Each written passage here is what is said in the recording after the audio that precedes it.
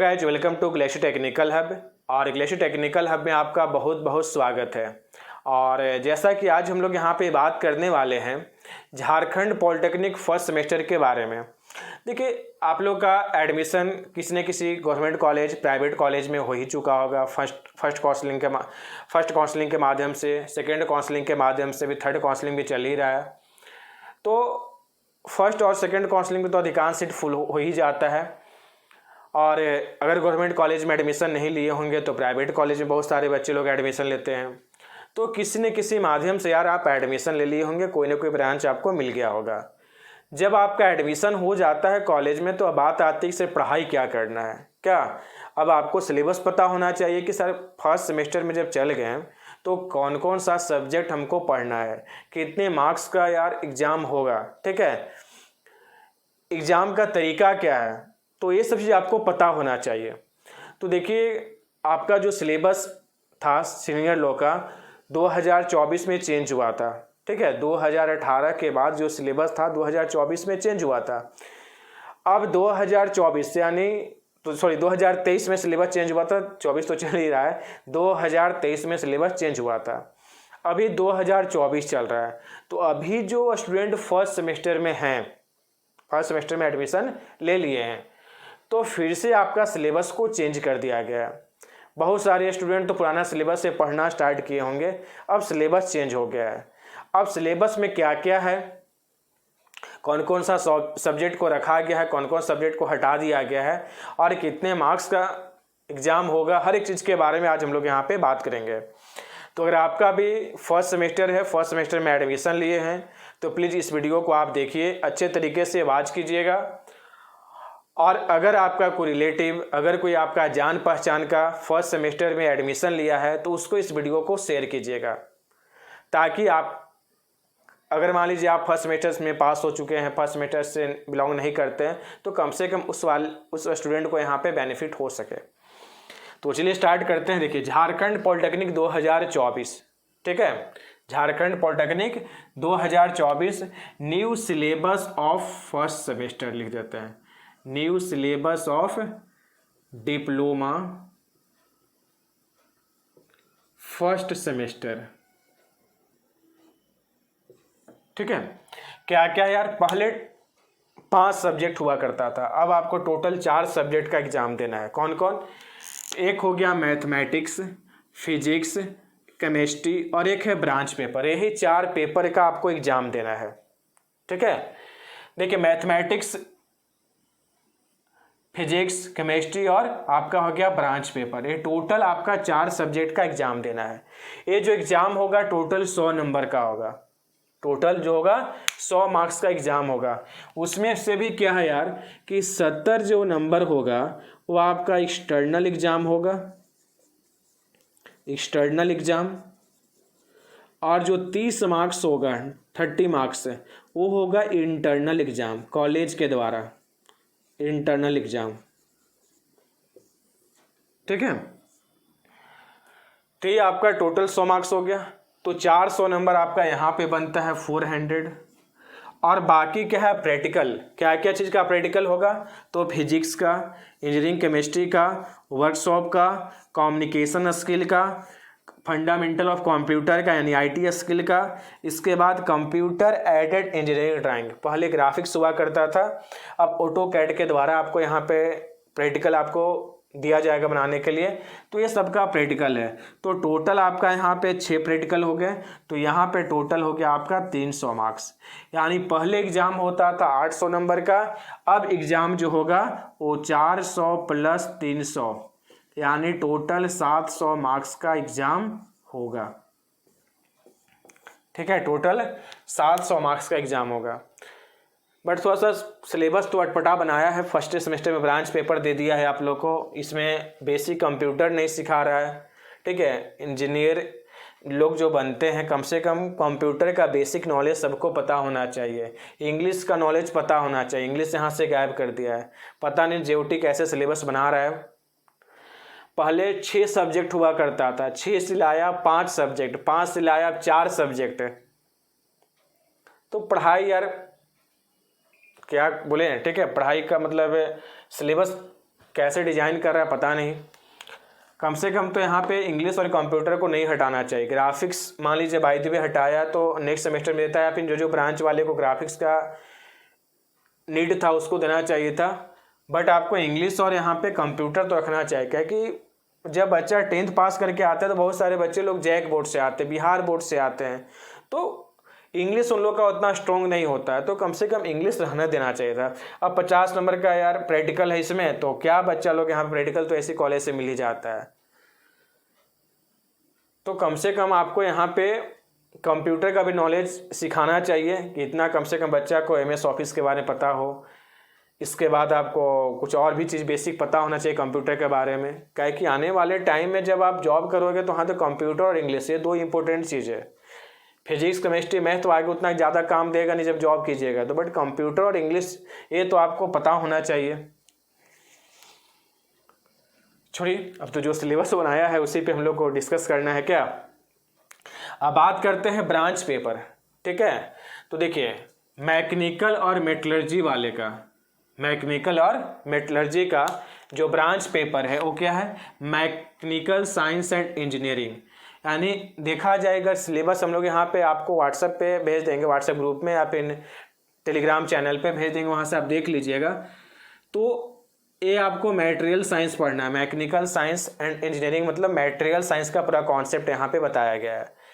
Civil का जो branch paper है उसमें सर्वेइंग पढ़ाया जाएगा, जो पहले 3rd सेमेस्टर में पढ़ाया जाता था अब आप लोग को 1st सेमेस्टर में ही सर्वेइंग पढ़ा दिया जाएगा। EE और EEE देखा जाए पुराना सिलेबस 2018-23 का जो सिलेबस था उसमें पावर सिस्टम 5th सेमेस्टर में देता था, इस बार पावर सिस्टम आपको 1st सेमेस्टर में दे दिया। सिलेबस थोड़ा सा हार्ड किया है ब्रांच पेपर का। कंप्यूटर साइंस IT और कंप्यूटर इंजीनियरिंग वाले को फंडामेंटल ऑफ कंप्यूटर, ये थोड़ा सा इन लोगों का थोड़ा सा ईजी किया है CSE ब्रांच वाले का, ठीक है। तो इसमें फंडामेंटल ऑफ कंप्यूटर इन लोगों का ब्रांच पेपर है, क्लियर। तो ये हर ब्रांच का ब्रांच पेपर आपको यहाँ पे लिख दिए हैं। अभी इलेक्ट्रॉनिक्स हो गया, ऑटोमोबाइल हो गया, ठीक है, ये सब का भी सिलेबस मेरे पास जैसे जैसे आते जाएगा हम आपको बता देंगे।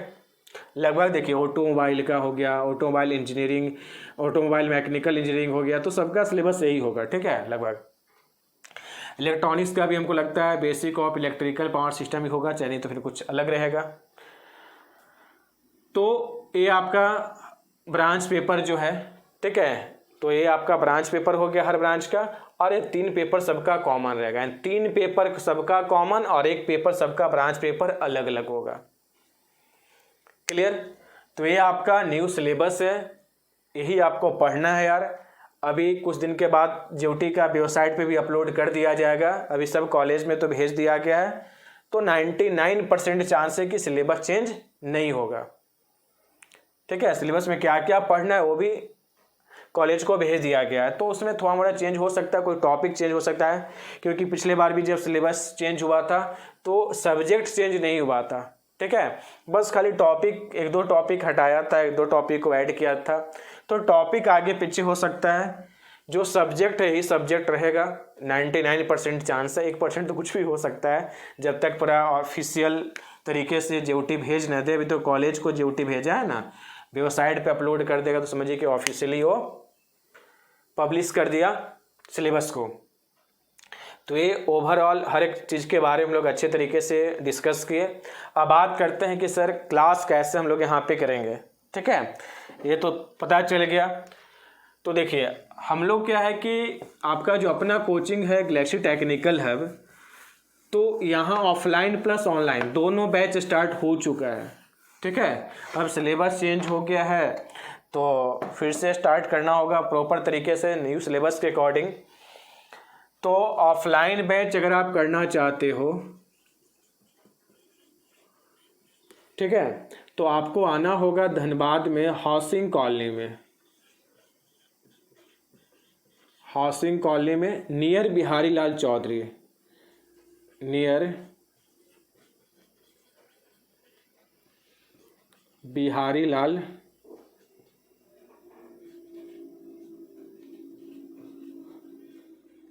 चौधरी बट टार धनबाद, बस स्टैंड जो है ना, तो उस जगह को बट टार बोलते हैं, तो बट टार धनबाद। तो बस स्टैंड देखे होंगे आप धनबाद का, वहाँ पे आइएगा, जस्ट देखिएगा अपोजिट में एक सरदार पटेल नगर का एक गेट बना हुआ है सीमेंट का बहुत बड़ा, उसका कॉर्नर में मधुलिका स्वीट्स है, उसी गली में आप इन कीजिएगा, सरदार पटेल नगर हाउसिंग कॉलोनी लिखा हुआ होगा, और वहाँ से ज़्यादा नहीं 100 कदम आप आगे बढ़िएगा, पिंक कलर का एक बिल्डिंग दिखाई देगा, जिस बिल्डिंग में इंडियन बैंक है, पहले तो इलाहाबाद बैंक था, तो जिस बिल्डिंग में इंडियन बैंक है उसी बिल्डिंग में टॉप फ्लोर पे आपको आ जाना है, तो आपको गैलेक्सी टेक्निकल हब मिल जाएगा। वहाँ पे आप ऑफलाइन क्लास ज्वाइन कीजिए, ठीक है। ऑफलाइन क्लास का टाइमिंग है एवरीडे, अभी तो फिलहाल 8 बजे से है, ठीक है, 8 बजे से 10 बजे तक क्लास चलता है। तो जिसको आके मिलना है, बात करना है, क्लास करना है, ज्वाइन कर सकते हैं ऑफलाइन। फिर और भी टाइम हम लोग सेट करेंगे, और भी न्यू बैच स्टार्ट होगा। अभी जो फर्स्ट बैच स्टार्ट हुआ है वो 8 से 10 AM, ठीक है। अगर आप ऑनलाइन बैच में जुड़ना चाहते हैं, ऑनलाइन बैच में, तो आप गैलेक्सी टेक्निकल हब का एप्लीकेशन डाउनलोड कर लीजिए। आप प्ले स्टोर में जाइएगा और गैलेक्सी टेक्निकल हब सर्च कीजिएगा। इस वीडियो का डिस्क्रिप्शन में भी आपको एप्लीकेशन का लिंक दिया रहेगा, ठीक है, आप वहाँ से भी जाके डायरेक्ट देख सकते हैं। वहाँ जाइए, डिप्लोमा फर्स्ट सेमेस्टर का कोर्स दिया गया है, परचेज कीजिए, आपको प्रॉपर तरीके से क्लास मिलेगा। 4 सब्जेक्ट है, 4 फैकल्टी आपको मिलेंगे यार। ब्रांच पेपर है तो हर ब्रांच का अलग अलग ब्रांच पेपर का टीचर आपको देखने को मिलेंगे। बात समझ में आ रहा है यहाँ पे? तो प्रॉपर तरीके से क्लास होगा। जो बच्चा ऑफलाइन क्लास करेगा उसको ऑनलाइन क्लास का भी फैसिलिटी मिलेगा, उसका कोई चार्ज यहाँ पे नहीं लिया जाएगा, एकदम जेन्युइन फी आपको लिया जाएगा, और प्रॉपर तरीके से क्लास करवाएंगे, प्रॉपर तरीके से नोट्स दिया जाएगा आपको यहाँ पे। और क्या है कि हर बार गैलेक्सी टेक्निकल हब से बच्चा टॉपर होता है, चाहे वो ब्रांच टॉपर हो चाहे कॉलेज टॉपर हो, हर बार आप पता कर लीजिएगा, ठीक है, अपने सीनियर से। हर बार यहाँ से टॉपर निकलते हैं कोई ना कोई कॉलेज का, चाहे वो GP धनबाद हो, चाहे आपका GP निरसा हो, GP खुटरी हो, चाहे GWP रांची हो, GP रांची हो, GP दुमका हो, GP लातेहार हो, GP कोडरमा हो, ये सब जगह का बच्चा लोग यहाँ पे अधिकांश क्लास करता है। तो कोई ना कोई ब्रांच का, कोई ना कोई कॉलेज का, कोई कॉलेज टॉपर आपको मिल ही जाएगा, पता कीजिए गैलेक्सी के बारे में। तो रिजल्ट हम लोग यहाँ पे देते हैं, इसलिए आपको टेंशन नहीं लेना, आप आराम से जुड़िए, आप आइए, डेमो देखिए, आपको अच्छा लगे तभी आप क्लास को ज्वाइन कीजिए। तो ये था आपका सिलेबस। और भी कोई दिक्कत होता है, कोई भी कन्फ्यूजन है, कोई भी डाउट होता है, तो ये हमारा कॉन्टेक्ट नंबर है 9934152804। इस नंबर पे आप कॉल भी कर सकते हैं, व्हाट्सअप नंबर भी है, ठीक है। जैसे भी आपको कांटेक्ट करना है कांटेक्ट कीजिए, कोई दिक्कत नहीं है। जो भी कन्फ्यूजन है, चाहे सिलेबस को लेकर, एग्ज़ाम को लेकर, फी को लेकर, ठीक है, एड्रेस प्रॉपर तरीके से हमको पता नहीं चल पा रहा है, सर क्लास ज्वाइन करना चाहते हैं ऑफलाइन चाहे ऑनलाइन, जो भी आपको दिक्कत है, जो भी डाउट है, आप इस पर कॉल कीजिएगा। बाय द वे आपका कॉल रिसीव न कर सके तो आप एक मैसेज छोड़ दीजिएगा व्हाट्सएप पे, ठीक है। इसके बाद हम आपको यहाँ से कांटेक्ट कर लेंगे। तो okay bye, thanks all of you. फिर मिलते हैं हम लोग यहाँ पे नेक्स्ट वीडियो के साथ। अच्छे तरीके से पढ़िए,